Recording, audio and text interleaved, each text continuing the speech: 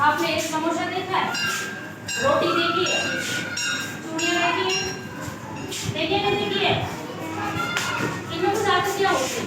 क्या होती है इनमें कुछ आकृतियाँ? क्या होती हैं? आकृतियाँ। आज हमारा टॉपिक है आकृतियाँ। यानी कि जैसे रोटी होती है, रोटी कैसी होती है? कैसी होती है? कैसी होती है रोटी? गोल होती है ना? समोसा कैसा होता है? समोसा कैसे होता है? 3 फुट से होते हैं ना उसमें समोसा, ठीक है। और चूड़ी होती है, चूड़ी कैसी होती है? गोल। और जैसे माचिस है, तो माचिस देखी आपने? माचिस घर में होती है ना, देखा है ना? तो ये क्या है, सब आकृतियां हैं, सबकी अलग अलग आकृतियां होती है। यानी कि रोटी की आकृति अलग है, समोसे की आकृति अलग है नहीं है? है ना? जैसे माचिस की आकृति अलग है। इन आकृतियों को ही आज हम पढ़ेंगे, ठीक है। पहले मैं आपको यहाँ आकृतियां बनाई, उसके बाद में आपको दिखाऊंगी कि कौन सी चीज क्या है। क्या देखो, रोटी कैसी होती है? कैसी होती है? कैसी होती है रोटी? गोल होती है, होती नहीं होती है?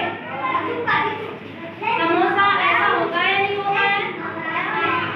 समोसा ऐसा होता है ना, इस तरीके से 3 कोना होता है ना उसमें। हाँ,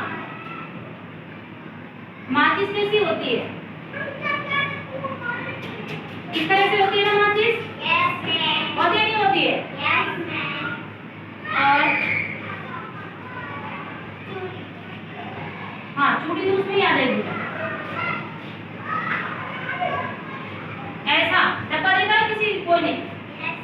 अभी इसको मैं दिखाती हूँ कौन सी चीज क्या क्या है। अब देखो,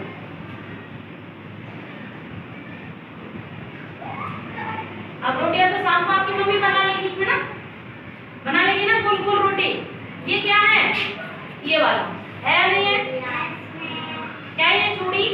ये गोल है, ठीक है। अब इसको कुछ बोलेंगे, अभी इनके लिए पहले इनको देख लो। ये क्या है? है नहीं है?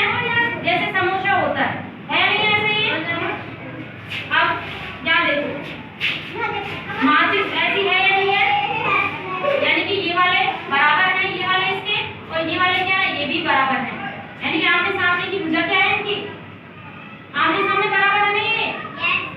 और इसमें देखो, इसमें ये वाला हो रहा है नहीं हो रहा है फिर? यानी कि इसकी चारों भुजाएं क्या है?